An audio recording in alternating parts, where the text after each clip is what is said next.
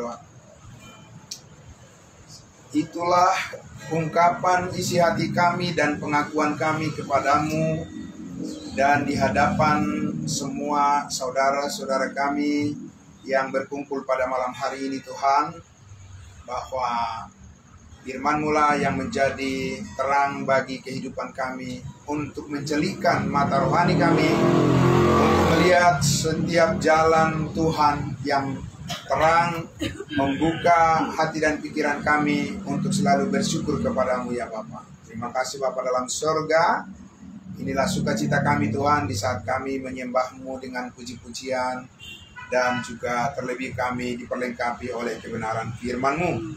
Terima kasih untuk semua yang sudah hadir di sini dengan rendah hati dan penuh sukacita. Dan kami menyambut firman-Mu dalam nama Tuhan Yesus kami berdoa, diberkatilah semuanya. Haleluya, amin. Amin, puji Tuhan. Terima kasih juga, ya salam. Salam kudus buat kita. Juga terima kasih yang mengikuti dari live streaming Ibu Bet. Terima kasih, puji Tuhan. Ya, ini posisi kita di Pamulang, Ibu Bet juga di Pamulang ya sebetulnya ya. Nah, oke. Tuhan. Baiklah, kita langsung saja. Nanti kita boleh diskusikan, boleh tanya jawab sesudah saya menyampaikan firman Tuhan yang sesuai dengan topik pembahasan kita pada malam hari ini. Ya, jadi dari Pamulang kita semua ya sambil saja ya dinikmati saja apa yang ada. Ya, jangan malu-malu. Oke, terima kasih. Nah, kita akan merenungkan bersama-sama firman Tuhan dengan topik yang sudah saya tulis di sini. Mungkin sudah di-share juga sama Om Beging ya, Pak Yohanes ya. Yaitu kita akan bersama-sama membaca dan merenungkan. Saya lebih senang mengatakan merenungkan firman Tuhan, karena firman Tuhan itu berkuasa untuk mengubah hidup kita. Amin. Nah, karena itu kita akan merenungkan bersama. Judul pembahasan kita adalah bagaimana wajah kita di penghakiman yang akan datang. Nah, kalau wajah kita yang sekarang kan kita bisa lihat berkaca, bercermin ya. Tapi untuk di masa penghakiman yang akan datang, apakah kita tahu ya bagaimana kita nanti dan di mana kita nanti ketika bertemu dengan Tuhan Yesus. Nah, ini satu bagian yang sangat penting di dalam pengajaran kekristenan kita, iman kita, karena Alkitab mengajarkan bahwa ada hakim yang sudah ditetapkan oleh Allah Bapa untuk menghakimi semua orang, baik yang hidup maupun yang mati. Tentu sesudah yang mati itu dibangkitkan nanti. Nah, lalu apa pentingnya kita harus mengetahui tentang penghakiman yang akan datang? Oh, penting sekali. Karena kita perlu meyakinkan atau diyakinkan oleh firman Tuhan bahwa apa yang difirmankan oleh Tuhan itu pasti digenapi. Amin. Dan oleh karena penghakiman yang akan datang itu masih kita nantikan, maka kita masih diberi waktu untuk memahami dan mempersiapkan diri kita apabila tiba waktunya nanti. Nah, Bapak Ibu sekalian, jadi pastikah kita akan dihakimi nanti? Pasti. Karena firman Tuhan yang mengatakan demikian, dan Tuhan Yesus mengatakan itu. Kemudian pertanyaannya adalah, kalau kita dihakimi nanti bagaimana keadaan kita? Tahukah kita maksud daripada penghakiman itu untuk kita? Karena itu sudah merupakan satu kepastian yang tidak mungkin dihindari. Ya, satu kata-kata yang disampaikan oleh Rasul Paulus kepada jemaat Filipi bahwa suatu saat nanti semua lutut akan bertelut mengaku Yesus adalah Tuhan dan Juru Selamat. Kita tidak perlu harus menunggu penghakiman itu supaya kita bisa mengaku Yesus adalah Tuhan. Dari sekarang pun sudah bisa. Amin. Dan kita sudah melakukan itu. Nah, lalu ya, kalau begitu pertanyaannya adalah, kita sebagai anak-anak Tuhan, kita sebagai orang-orang percaya, ya, kenapa kita harus dihakimi lagi padahal kita sudah menjadi anak Tuhan? Bukannya kita sudah diselamatkan? Bukannya kita sekarang sudah selamat? Kalau kita sudah selamat, lalu untuk apa lagi dihakimi? Maksudnya adalah, apakah kemungkinan kita juga akan dijauhkan oleh Tuhan di penghakiman yang akan datang? Ataukah kita akan menerima sesuatu lagi, janji Tuhan yang besar itu akan dikaruniakan kepada kita nanti kalau kita menghadapi penghakiman itu. Nah, yang pertama saya mau mengajak kita untuk memikirkan dengan penuh damai sejahtera. Ya, firman Tuhan mengatakan bahwa tidak ada hukuman lagi bagi setiap orang yang percaya di dalam Kristus Yesus. Itu dulu nomor satu. Ya. Jadi kita harus tahu bahwa sejak saat ini semua orang yang percaya kepada Tuhan Yesus, saya tidak katakan bahwa semua yang mengaku percaya Yesus sudah pasti benar-benar percaya. Saya tidak katakan itu. Karena antara pengakuan di mulut dengan percaya di hati itu masih dua hal yang berbeda. Makanya Alkitab mengatakan, ujilah segala sesuatu. Tidak ada sesuatu yang berkualitas di dunia ini kalau tanpa melalui pengujian. Tidak ada itu. Ya, semua harus melalui proses pengujian. Jadi di perusahaan-perusahaan, ya, apa namanya, di manufaktur itu ada namanya bagian QC, quality control. Itu dia yang mengecek apakah barang-barang produksi itu memang sesuai dengan ketentuan yang diharapkan kualitasnya. Jadi semua harus melalui pengujian. Anak-anak kita pun, mereka naik kelas, itu pasti mereka karena sama seperti kita dulu, mau naik kelas harus apa? Melalui ujian. Nah, sekarang ya, kita ingin melihat bahwa apa yang kita miliki di dalam Kristus Yesus, atau posisi kita di hadapan Tuhan, harus kita mengerti dengan betul, ya, supaya kita bisa memahami hubungannya.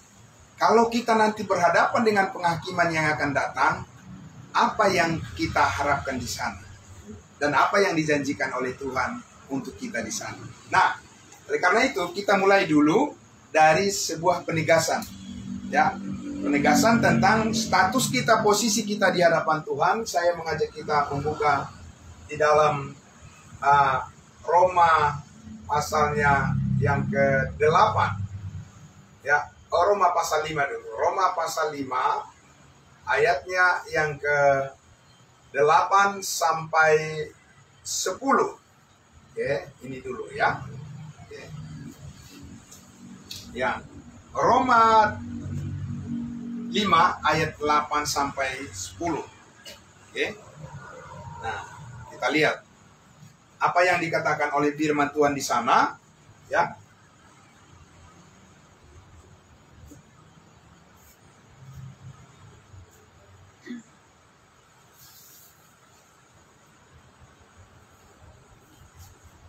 Ada yang, siapa yang mindahin Helen? Oh, itu kali si Hera kali. Oh iya. Baik. Oh iya, mungkin hujan. Oke. Baik, lanjut, aman lah. Roma 5 ayat 8 sampai 10. Iya. Oke. Roma 5 kita mulai ya. Oke. Jadi saya membaca, Bapak Ibu semua bisa melihat di smartphone atau Alkitab kita masing-masing. Roma 5 ayatnya yang ke-8 ya. Akan tetapi Allah menunjukkan kasih-Nya kepada kita oleh karena apa? Oleh karena Kristus telah mati untuk kita ketika kita masih berdosa. Jadi kalau lihat dari bentuk kalimat ini adalah bentuk kalimat past. Ya. Past future. Jadi maksudnya adalah bahwa kalimat ini terjadi pada waktu yang lampau, ya, tetapi menunjukkan bahwa sekarang kita sudah tidak di posisi orang yang berdosa lagi karena alasan berikut, ya. Alasannya adalah dikatakan karena Kristus telah mati untuk kita. Jadi semuanya nilai kehidupan kita, ya. Jadi saya ulangi sekali lagi. Value semua orang di dunia ini pasti ingin supaya dia merasa berharga. Entah apa yang ditempelkan, apakah gelarnya ya di dalam dirinya, apakah propertinya, ataukah jabatannya, entah apalah. Ya kan?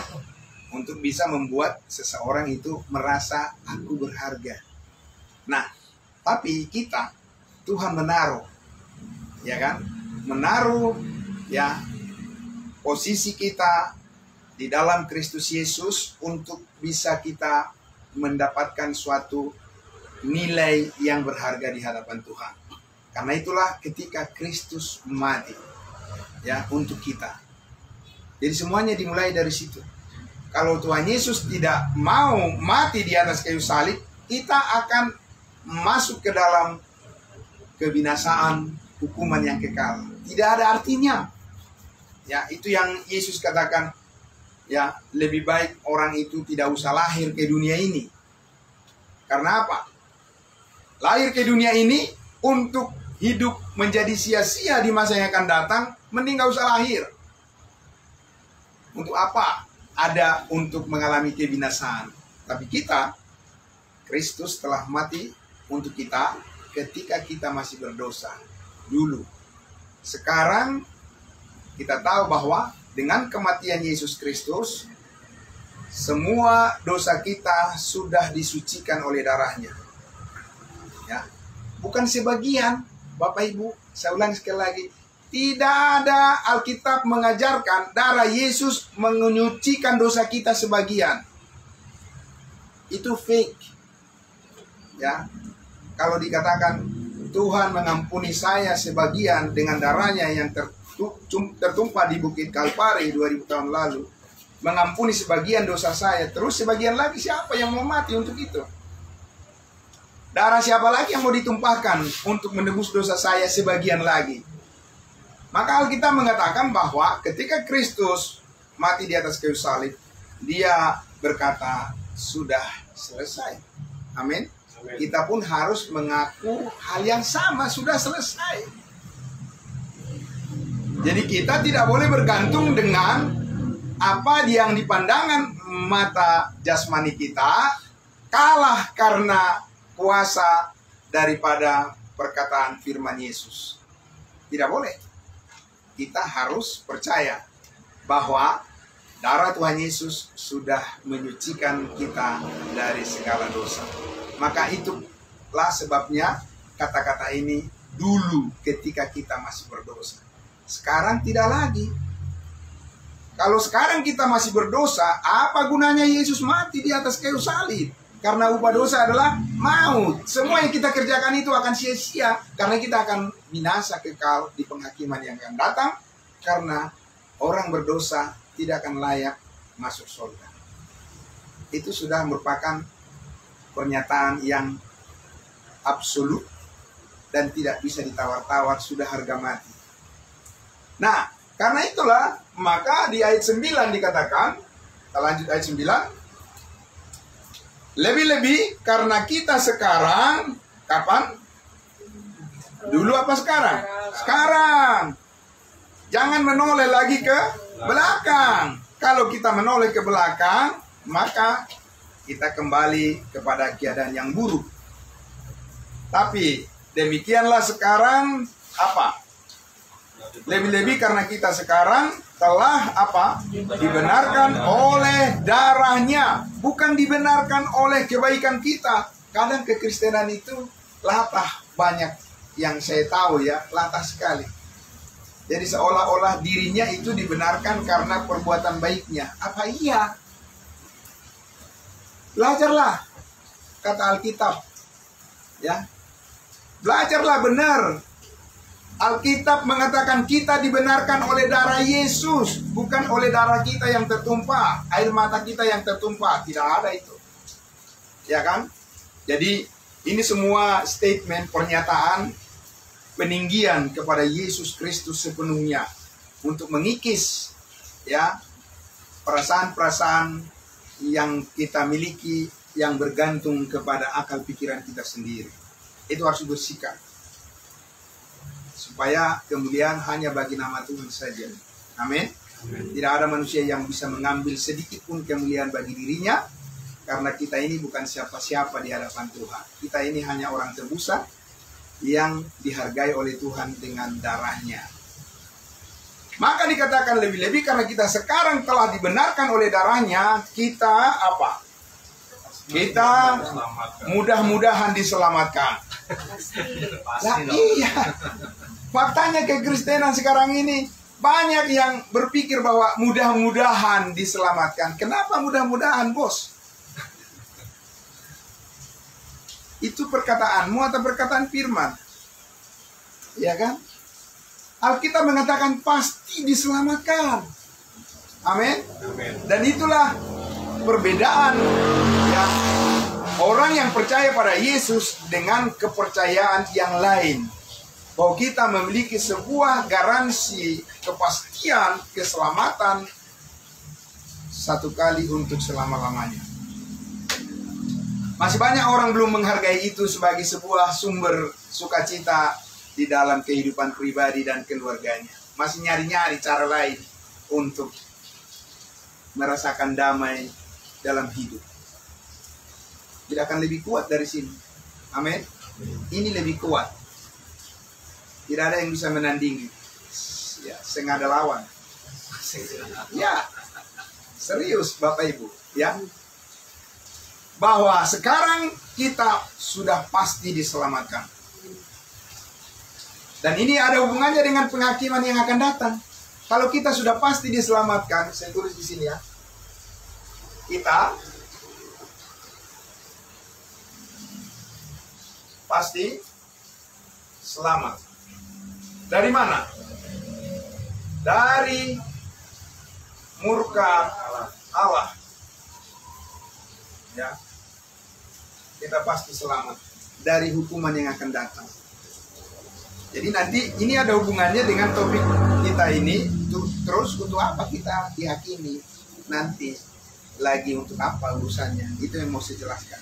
Tapi kita harus tahu dulu, ya kan, keterlibatan kita, ya, atau keberadaan kita di hadapan Tuhan, bahwa kita sudah, ya, secara positif. Kalau di COVID-19 positif, kalau dibilang begitu gimana? Pasti. Astaga, kok positif gitu kan? Mengharapkan apa? Negatif, ya kan? Kalau waktu di COVID-19 kemarin, kalau dites misalnya apa namanya itu, di swab ya, swab. Yang diharapkan apa? Supaya negatif. Tapi kalau Bapak Ibu mengharapkan di penghakiman yang akan datang adalah apa? Pasti. Positif. Amin. Iya. Positif. Karena itulah maka kita tidak boleh membiasakan mengatakan apa? Mudah-mudahan. Siapa yang sering mengatakan mudah-mudahan? Nah, itu di tempat lain. Ya kan? Nah, pokoknya itulah itu. You know what I mean. Ya kan? Pokoknya itulah. Oke? Nah, tapi kita harus memperbiasakan dalam hidup kita ini apa? Berbicara tentang iman kita kepada Yesus Kristus, jangan selalu mudah-mudahan, semoga. Ya kan? Mudah-mudahan, semoga, maybe yes, maybe no. Susah sekali untuk mengikuti itu. Ya kan? Percayalah kepada pengharapan yang pasti. Itu. Ya. Nah, sekarang coba kita mundur langsung ke ayat 1. Pasal 5 ayat 1. Pasal 5 ayat 1. Ya. Dikatakan di situ apa? Sebab itu kita yang telah dibenarkan karena apa? Iman. Karena iman. Amin. Amin. Jadi penting nggak orang mengecek imannya? Penting. Jangan hanya mengatakan, ya pokoknya saya sudah percaya. Ya percaya apa? Iya kan? Karena Yakobus bilang iblis juga percaya. Tapi iblis percaya bahwa Tuhan itu ada, tapi dia gemetar. Berarti yang dipercayai dia tentang Tuhan adalah hukuman. Kalau kita juga percaya kepada Tuhan, tapi yang kita percayai adalah keselamatan. Makanya kita nggak gemetar, amin. Iya. Ya. Nah, makanya dikatakan di situ, sebab itu kita yang telah dibenarkan karena iman, kita hidup dalam damai sejahtera dengan Allah oleh karena Tuhan kita Yesus Kristus. Jadi, kalau kita bilang, aku sangat bersyukur kepada Tuhan.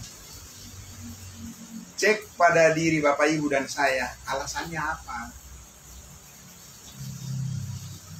Kalau alasan kita hanya hal-hal yang ada di dunia ini, orang ateis, komunis, dan penyembah berhala juga bersyukur untuk apa-apa yang dilihatnya. Saya kasih tahu. Jadi kualitas kita bukan di situ. Tentu saja kita bersyukur dengan apapun yang Tuhan berikan kepada kita, ya, kesehatan kita, makanan kita, anak-anak kita, pekerjaan kita, dan semuanya kita bersyukur. Tapi alasan yang paling pokok adalah apa? Bapak Ibu sekalian, karena kita sudah memiliki kepastian keselamatan. Pernahkah Bapak Ibu membaca kata-kata Yesus? Apa gunanya orang memiliki seisi dunia ini jikalau jiwanya binasa? Untuk, ya kan? Tidak usah. Itu namanya kurang strategi.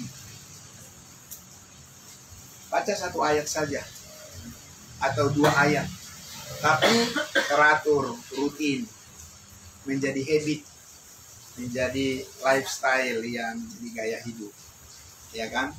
Nah, jadi kembali. Jadi kalau saya bilang saya sangat bersyukur kepada Tuhan dalam hidup saya, alasannya apa? Alasannya adalah untuk sesuatu yang pasti, bahwa saya sudah pasti selamat. Karena kalau saya sudah pasti selamat, dikatakan Bapak Ibu sudah pasti, kita sudah pasti selamat, maka kita mengalami apa? Damai sejahtera dengan siapa? Dengan Allah. Ya, banyak orang yang bersenang-senang dengan sesamanya di dunia ini, tapi suatu saat mereka akan berpisah dan akan mengalami kebinasaan. Untuk apa? Tapi kalau kita sudah hidup dalam damai sejahtera dengan Allah, tidak ada lagu kan mengatakan, apa yang dapat memisahkan kita dari kasih Allah? Penganiayaankah? Penderitaankah? Tidak ada. Amin. Kita akan selalu dikasihi oleh Allah. Betapapun dunia ini terbalik. Udah terbalik belum?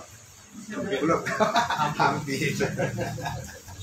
Pun sampai dunia terbalik, gunung-gunung bergoncang, Bapak Ibu Saudara, tidak ada yang dapat memisahkan kita dari kasih Allah yang ada di dalam Kristus Yesus. Amin. Amin. Iya.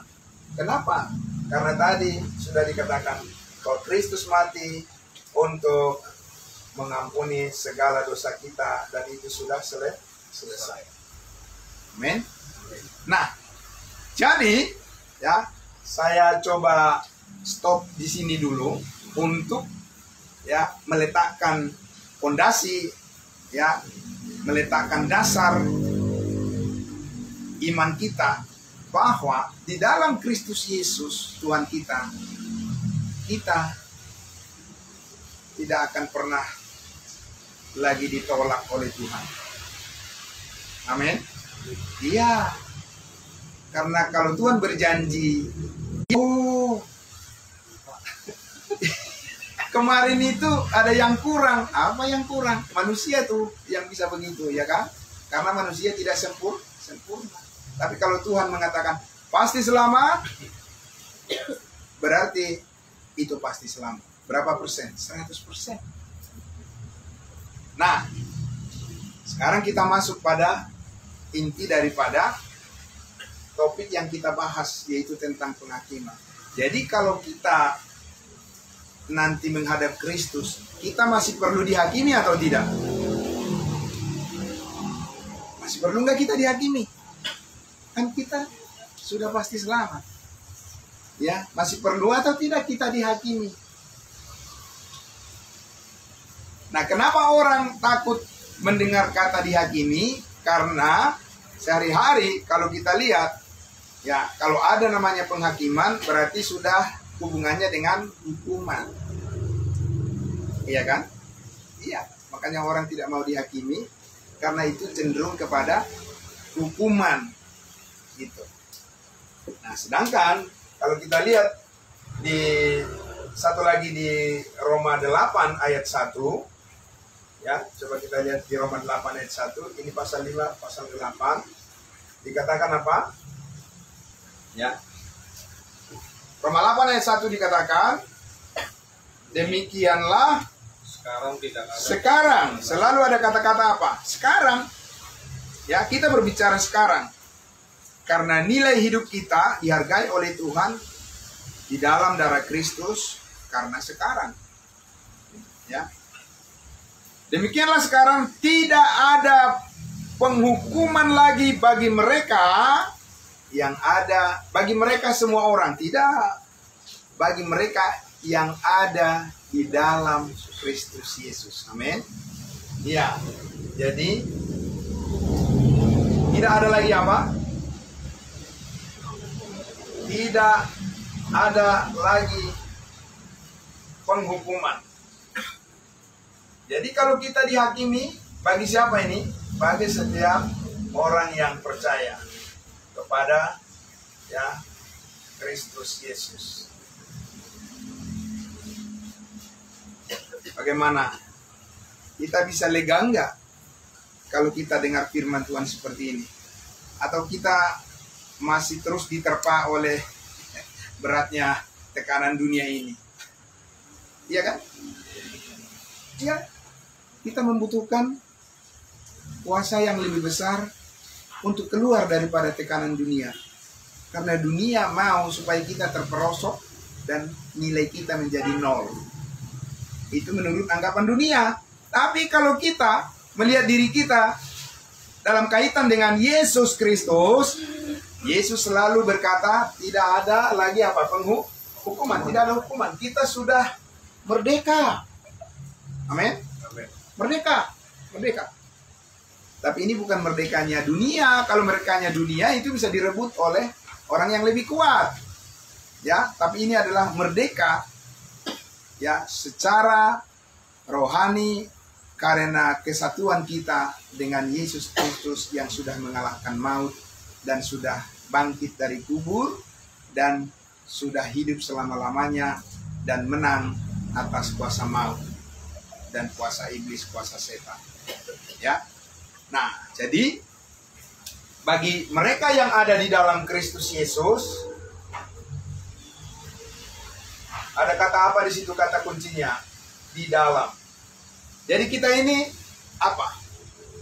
Ordal. Tahu kan ordal kan? Menjalani hidup dengan keyakinan bahwa kita adalah orang dalam, bukan pengemis. Bapak Ibu Saudara, saya tidak merasa bahwa hidup saya di dunia ini jadi pengemis. Karena apa? Karena itulah yang Tuhan berikan pada saya, pada saudara, pada Bapak Ibu semuanya, dan kita harus bangkit di situ. Amin.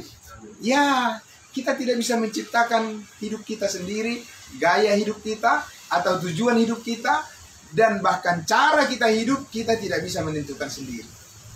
Hanya Dia yang telah mati menebus kita, yang paling tahu caranya bagaimana kita hidup di hadapan-Nya. Amin. Nah, makanya kita belajar dari firman-Nya.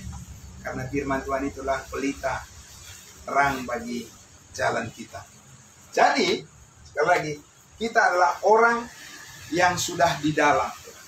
Kalau kita orang yang sudah di dalam, berarti, apa artinya itu? Berarti kita boleh melihat semuanya kan? Apa-apa saja yang Tuhan janjikan bagi kita. Kita bisa melihat itu semua. Ya. Bisa kita lihat kan semua yang ada di dalam ruangan ini kan? Tapi pasti ada rahasianya. Ada tabungan kali. Dan itu kamu tidak boleh lihat itu. Hanya ordal yang tahu itu. Nah, bayangkan Bapak Ibu Saudara, dunia ini sudah banyak tahu tentang segala sesuatu, tapi untuk hal yang paling rahasia di dalam Kristus Yesus, mereka tidak tahu itu. Ya kan, hanya ordal yang tahu itu, orang dalam. Ya kan? Karena apa? Karena bukan yang kelihatan itu yang paling berharga. Yang tidak kelihatan itu, yang tersembunyi, yang Tuhan simpan, sediakan untuk dinyatakan kelak, itu yang paling berharga dari semua apapun yang kita lihat di dunia ini. Karena pada akhirnya kita juga akan tinggalkan kan? Bapak Ibu, kalau saya misalnya, contohnya saya punya jas 5. Kalau saya meninggalkan dunia ini, berapakah yang akan saya bawa? 5-5-nya kan? Lah, aneh. Ya kan, kalau dilapisi terus. Satu aja. Ada dasinya 100. Berapa yang dibawa? 1. Iya kan? Sekalipun begitu sayang, menyayangi semuanya itu pada masa hidup saya. Orang yang hidup beda pandangannya. Ya kan? Pasti hanya 1 aja itu. Artinya apa? Apa yang kita tabur, itu yang akan kita tuai. Nah, makanya dengan posisi di mana kita tidak ada lagi hukuman dari Tuhan, orang yang sudah dimerdekakan, kita sekarang menabur. Amin. Menabur di tanah yang subur. Ya kan? Bukan di tanah yang gersang.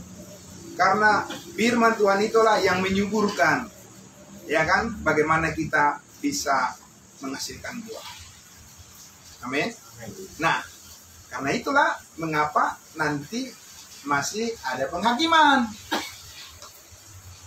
Itu, ya kan? Karena orang, nih ya, keluarga-keluarga muda mau beli rumah, ya udah dapat rumahnya, ya udah itu udah, nggak usah pikirin apa isinya, nggak usah gitu, enggak kan? Iya, masa beli rumah kosong gitu kan, kosong lompong gitu, ini rumah apa?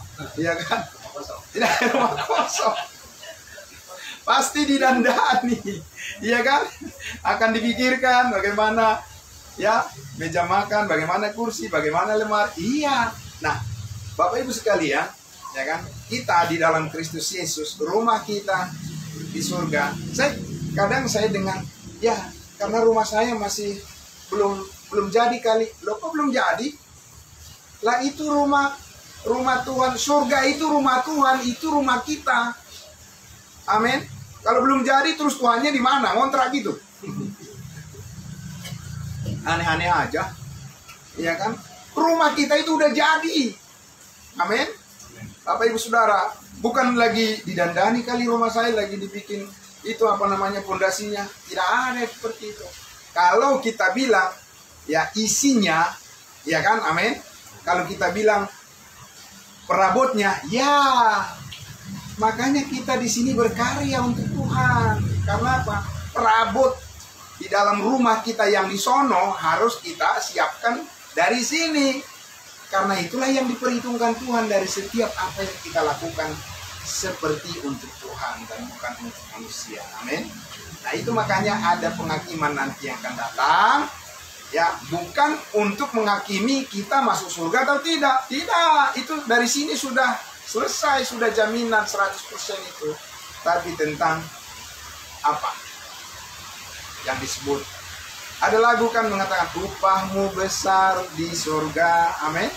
Ada upah yang akan datang yang berbeda satu dengan yang lain. Tergantung bagaimana nilai yang disebut dengan pelayanan.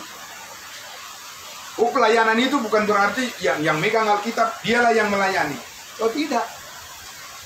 Lah kalau nggak ada yang datang, memang dia bisa melayani. Mau berkhotbah kepada semut, mengajari apa? Mengajari ayam-ayam, kan tidak. Jadi deras, ya kan? Kalau hujan deras biasanya apa? Haleluya, puji Tuhan. Ada alasan untuk tidak. Tapi orang yang ingin nanti dia besar upahnya di surga, dia tidak akan mau. Ya kan? Dia pasti bilang apa? Oh tidak. Ini adalah jati diri saya. Amin. Benar, serius. Jadi kita bisa melihat diri kita. Oh iya ya. Kan gitu kan? Makanya berbahagialah mereka yang rumahnya dijadikan rumah doa. Karena yang punya rumah itu tidak perlu kena hujan, yang datang aja kan. Makanya Bapak Ibu, suatu saat berdoalah supaya rumahmu bisa dijadikan rumah doa. Kan begitu kan? Oke, nanti berikutnya lah itu ya. Kita bahas. Nah, jadi oke, karena ini adalah bentuk sebuah apa? Pertanyaan. Bagaimana wajah kita di penghakiman yang akan datang? Sekarang, ya, semoga saya bisa dengan cepat menyampaikan bahwa di dalam Alkitab, ya, saya tidak mengatakan di dalam pandangan-pandangan teologi atau pandangan-pandangan denominasi, pandangan-pandangan tokoh atau sejarah dan sebagainya. Saya tidak mengatakan itu. Ya, di dalam Alkitab, ya, ada dua, ya, jenis penghakiman. Ada berapa, Bapak Ibu? Dua. Dan kita akan tahu di mana posisi kita nanti. Ya, saya akan langsung bagi dua saja seperti ini. Ya. Saya bagi dua begini. Yang pertama adalah penghakiman khusus bagi orang yang sudah pasti selamat. Itu tidak digabung dengan orang yang belum selamat. Makanya gelap dengan terang tidak bisa. Nah, itu paham kita itu. Jangan selalu diistimewakan ordal. Saya kan? Nah, makanya di penghakiman yang akan datang pun, ya, kita harus menghadap tahta pengadilan Kristus. Jadi di sini saya sebutkan, saya bikin di sini KPK. Apa itu KPK? Kursi pengadilan Kristus. Kalau dalam Alkitab King James Version yang berbahasa Inggris disebutkan the judgment seat of Christ. Seat itu kursi, ya, judgment penghakiman, ya. Jadi kursi pengadilan Kristus. Tidak semua orang di situ, ya kan? Hanya ordal yang akan ada di situ. Orang percaya yang sudah pasti selamat. Dari mana kita tahu? Mari kita lihat di dalam 2 Korintus pasal 5 ayatnya yang ke-10. Ya. Itu.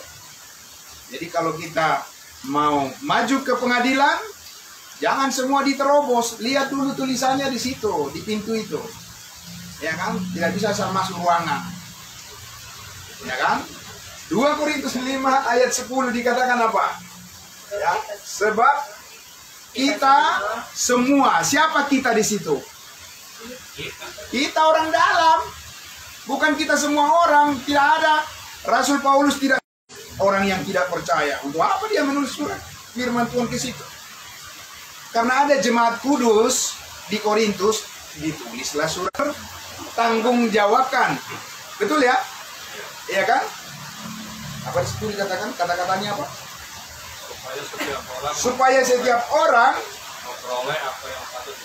memperoleh apa yang patut diterimanya. Berarti kita masih ada sesuatu yang akan kita terima dari Tuhan selain daripada rumah surga, selain daripada keselamatan, masih ada yang akan kita terima dari Tuhan.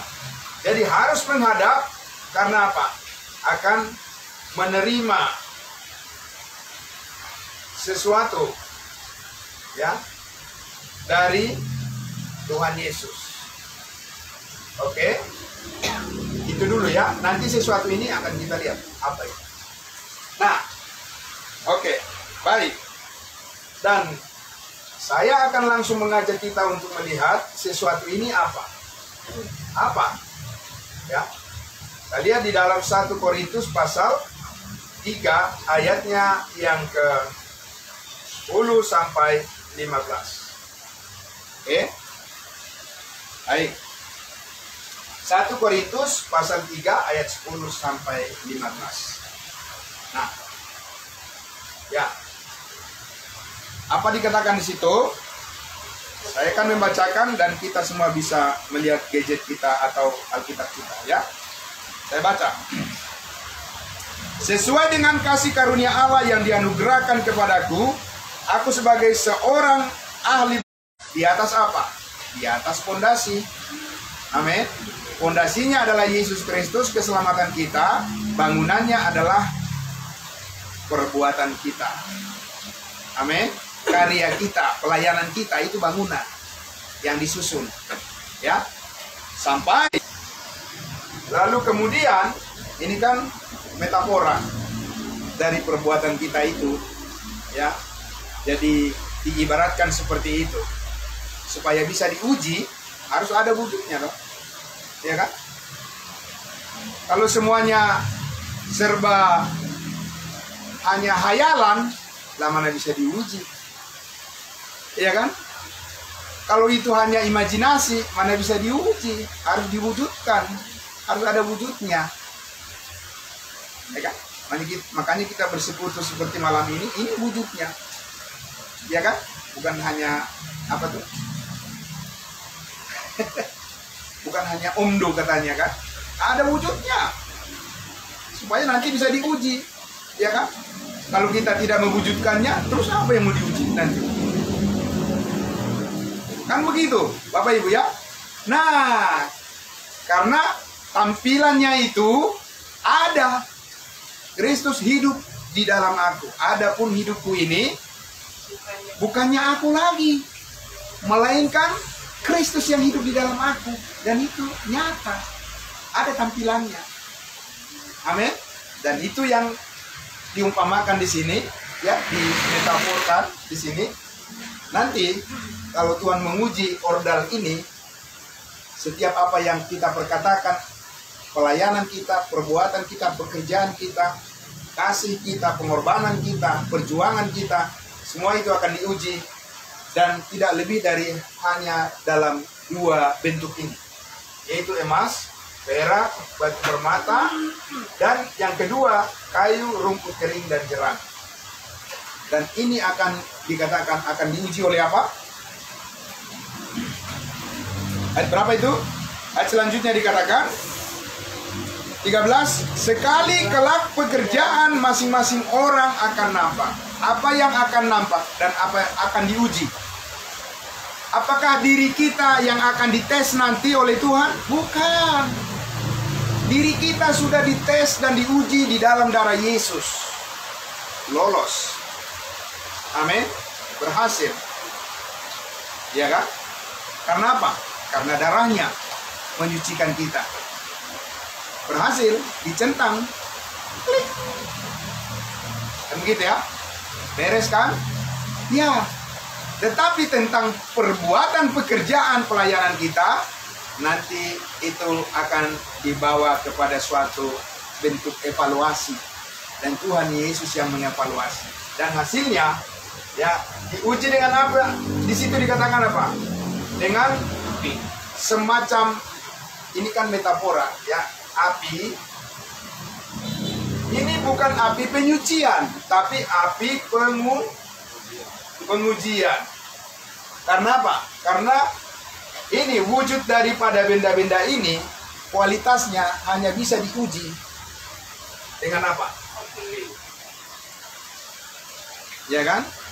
Walaupun kelihatan sangat sibuk, tapi nanti di hadapan Tuhan Yesus itu bisa, ternyata itu adalah hanya kayu, rumput kering dan jerami. Kalau diuji dengan api, itu hangus. Ya kan?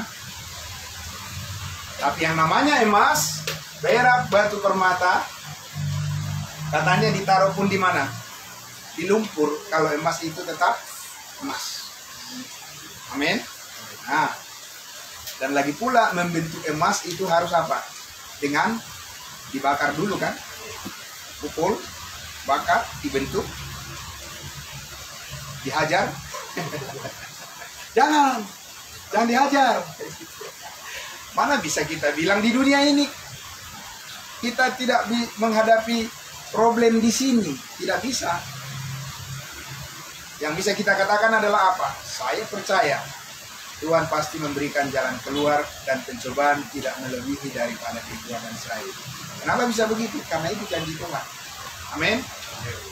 Dan hal-hal seperti itulah yang include, yang tercakup di dalam bagian yang nomor 1 ini. Emas, perak dan batu permata. Berarti motivasinya lurus, benar di hadapan Tuhan. Amin. Dia bukan bohong, bukan dusta. Hanya dibilang jangan ada dusta di antara. Pelan sekali suara. Iya. Jangan ada dusta di antara kita. Siapa yang bisa menjaminnya? Ini. Amin. Karena kita manusia yang bisa cenderung percaya pada diri sendiri. Karena kita semua punya kepentingan. Tapi kalau kita sudah menghadap kepada firman Tuhan, ada pengujian. Dan kita harus tahu itu, bahwa tidak ada satu orang pun manusia, orang percaya yang luput dari hadapan tahta pengadilan Kristus yang akan datang. Oke? Nah, bagaimana hasilnya? Kita lihat di ayat 14. Hasilnya apa? Hasil daripada penghakiman yang akan datang di tahta pengadilan Kristus, di KPK, kursi pengadilan Kristus. Apabila apa?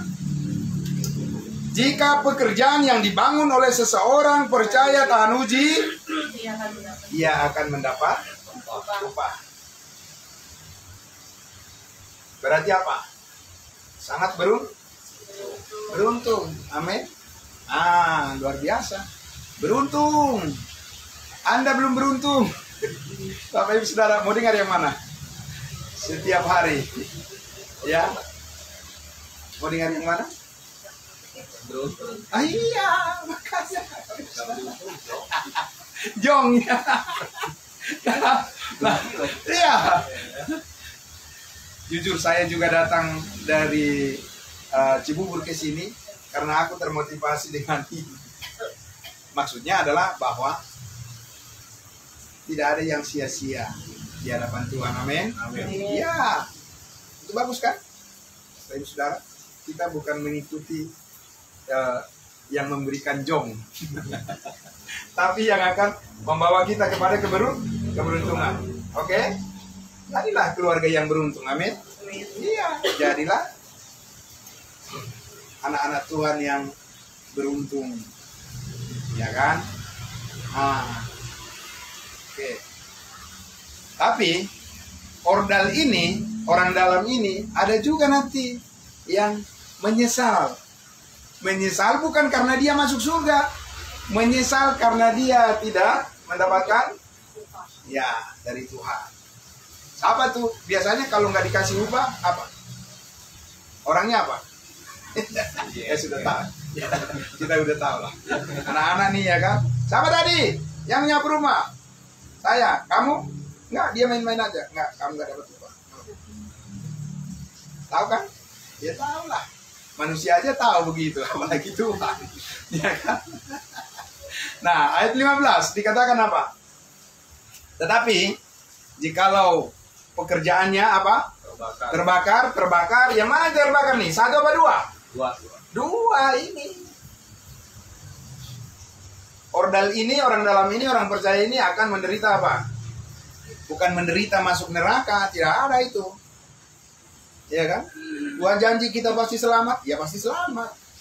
Nggak ada tapi, ya tapi nggak ada tapi. Itu manusia tuh yang nambah-nambahin itu. Tapi, ya kan? Firman Tuhan pasti, ya pasti. Tapi mengenai hal ini, upah keberuntungan atau tidak beruntung itu sangat tergantung pada panggilan jiwa kita. Amin. Nah, itu. Makanya di ayat 15 dikatakan, kalau pekerjaannya terbakar, dia akan apa? Menderita apa? Bukan menderita api neraka, menderita rugi.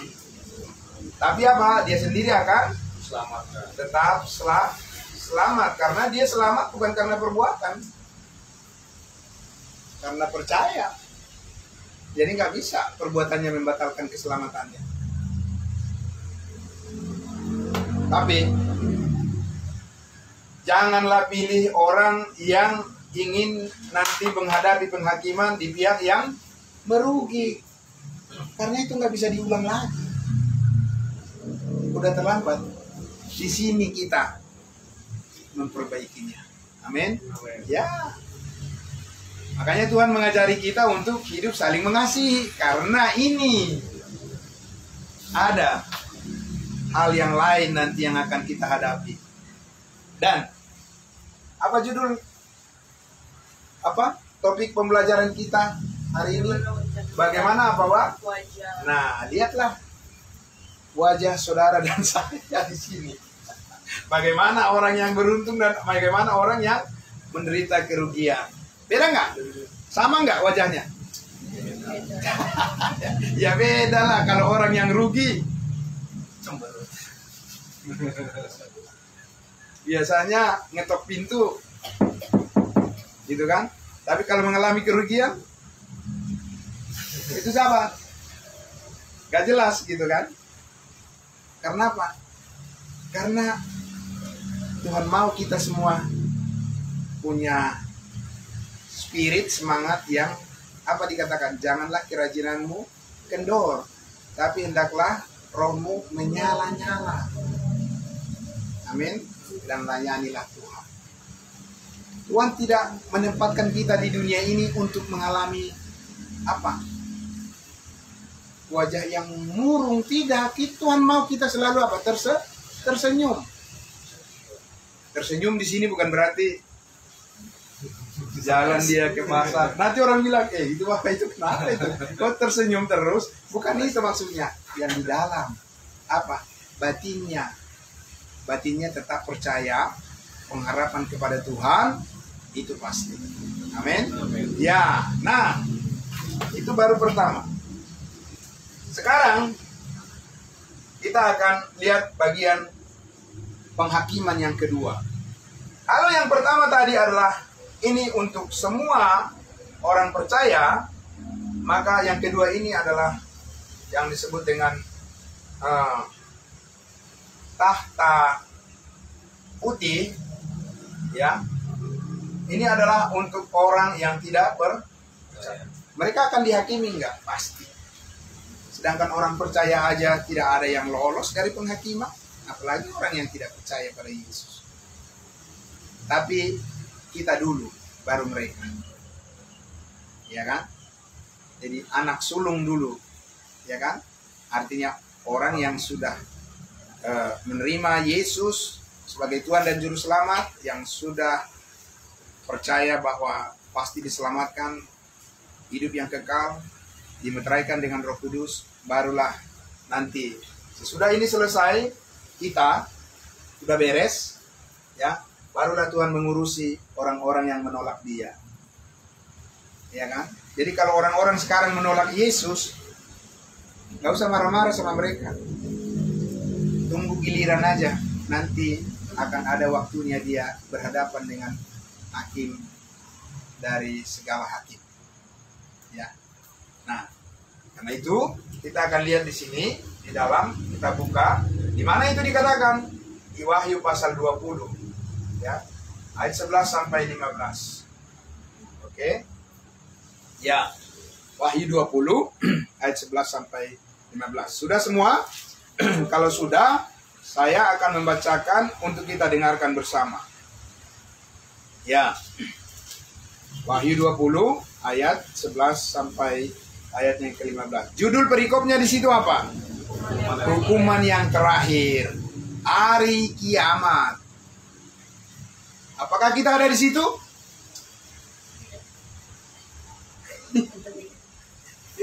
Apakah kita menanti-nantikan hari kiamat? Dah, Bapak Ibu Saudara, kok Tuhan Yesus membawa keluarganya di hari kiamat? Tidaklah, kita sudah duluan ada apa? Rapture, yaitu pengangkatan di awan-awan. Iya. Jadi kita sudah bertemu dengan Tuhan Yesus di sorga lebih dulu, supaya kita tidak menghadapi penghakiman yang berat ini. Ya, ya, karena terang dan gelap tidak bisa bersatu, nggak mungkin. Ya kan? Mereka punya bagian sendiri, dan itu akan menjadi sangat berat buat mereka karena mereka memikul dosanya sendiri. Kalau kita, Yesus yang memikul dosa kita. Amin. Ya, jadi ringan kan? Ya, bersama dengan Yesus hidup kita bisa merasakan damai sejahtera. Nah, kita lihat di ayat 11 sampai ayat 2. Dikatakan demikian. Lalu aku melihat suatu tahta putih besar. Ini tahta putih. Kalau tadi untuk kita orang percaya, kursi pengadilan Kristus KPK. Di sini tahta putih. Ya, tahta putih. Ada satu kata lagi. Tahta putih besar. Karena apa besar? Karena begitu banyak orang yang akan kumpul di sini. Ya, orang-orang yang menolak Yesus Kristus. Oke? Jadi Bapak Ibu tidak usah merasa bahwa wah, ya kita adalah minoritas. Apa artinya minoritas? Kebenaran dalam Yesus adalah mayoritas. Amin. Ya, memang bukan diri kita, tapi Yesus yang membawa kita kepada kebesarannya. Ya. Nah, maka di Wahyu pasal 20 11 dikatakan, ya, lalu aku melihat suatu tahta putih yang besar dan Dia, Yesus yang duduk di atasnya. Dari hadapannya lenyaplah bumi dan langit dan tidak ditemukan lagi tempatnya. Wow. Pada kemana itu semua? Ya. Semua tempat-tempat wisata, gunung-gunung, bukit-bukit, ya. Kemudian apa namanya, gedung-gedung percakar langit tidak ditemukan lagi tempatnya. Wow. Kemana itu lari semua? Karena dikatakan di akhir zaman itu Tuhan akan membakar habis semua bumi yang lama. Karena Dia akan menggantinya dengan bumi yang baru. Nah, itu ya. Nah, pada sudah selesai tahapan itu, lalu penghakiman. Di ayat 12 dikatakan, dan aku melihat orang-orang mati besar dan kecil berdiri di depan tahta itu, lalu dibuka semua kitab, dan dibuka juga sebuah kitab lain, yaitu kitab kehidupan, dan orang-orang mati dihakimi menurut perbuatan mereka berdasarkan apa yang tertulis di dalam kitab-kitab itu. Jadi ada yang luput enggak dari catatan Tuhan? Semua perbuatan manusia, enggak ada yang luput. Ya. Jadi kalau ada orang merasa ya sudahlah tidak ada Tuhan, ya kan? Daud mengatakan apa? Pemazmur Daud mengatakan aku. Orang bodoh mengatakan tidak ada Tuhan. Nah, kalau tidak ada Tuhan terus kamu yang ciptain siapa? Gitu kan? Nah, tapi sini mereka akan berhadapan dan dikatakan ya, dan orang-orang mati dihakimi menurut apa? Menurut perbuatan-perbuatan mereka. Ya, berdasarkan apa yang tertulis di dalam kitab-kitab itu. Jadi mereka ini mengatakan apa? Dengan perbuatanlah kita bisa selamat dari hukuman Tuhan yang akan datang. Benar enggak? Benar atau tidak keyakinan seperti itu? Bahwa dengan perbuatan-perbuatanlah akan diselamatkan. Tidak benar itu. Salah itu semua. Kalaupun orang sekarang membela, oh tidak salah, itu yang kami yakini, tidak apa-apa, teruskan aja selamat jalan. Ya kan? Hadapilah tembokmu. Ya kan? Karena apa? Karena Tuhan sudah bilang di sini. Mereka akan dihakimi menurut perbuatan-perbuatannya dan tidak memadai satupun. Ya, karena tidak ada penebusnya. Hah, itu kan? Ya, selamat jalan kawan. Saya sudah kasih tahu.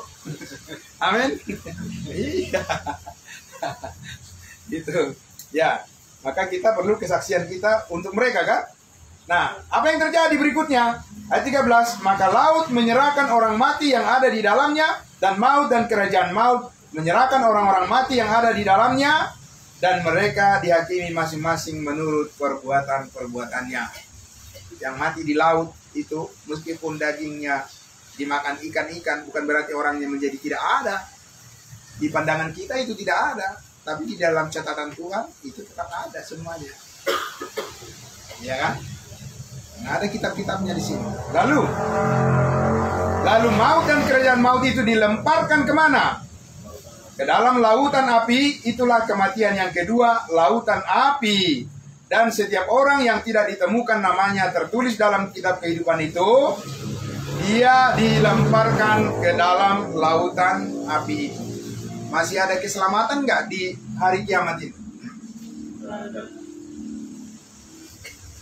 Tidak ada lagi apa? Keselamatan.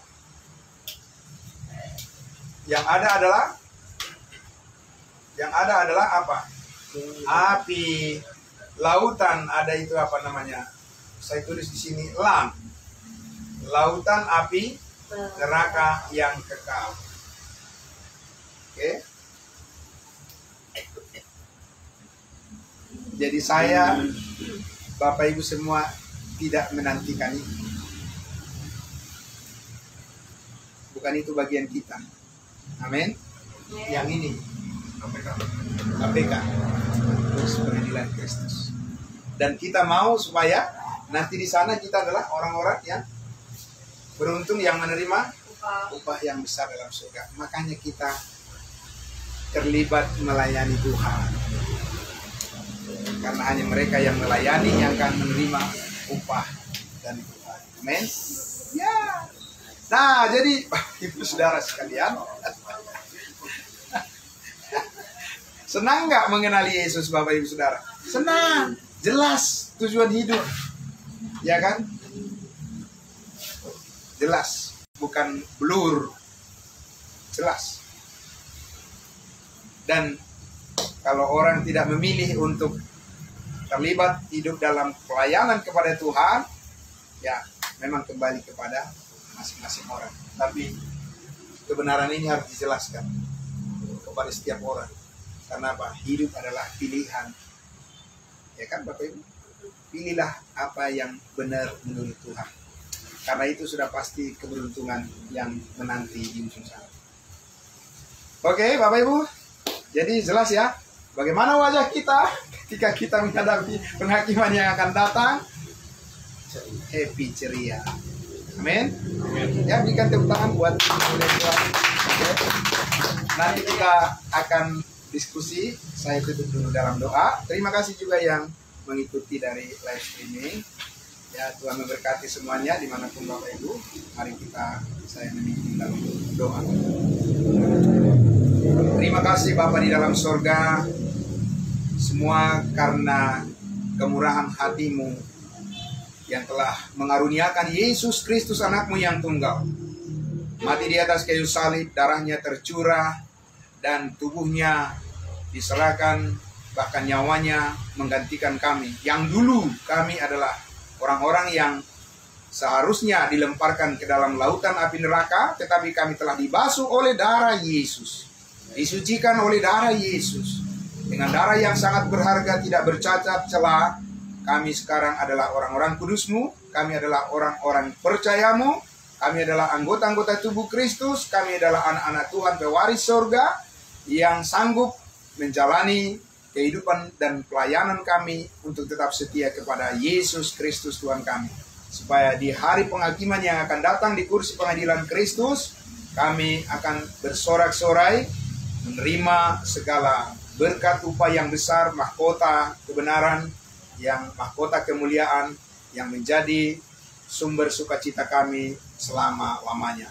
Selama kami ada di sini, Tuhan memberikan pada kami panjang umur dan sehat selalu. Berkat dan rezeki mengalir dari Tuhan.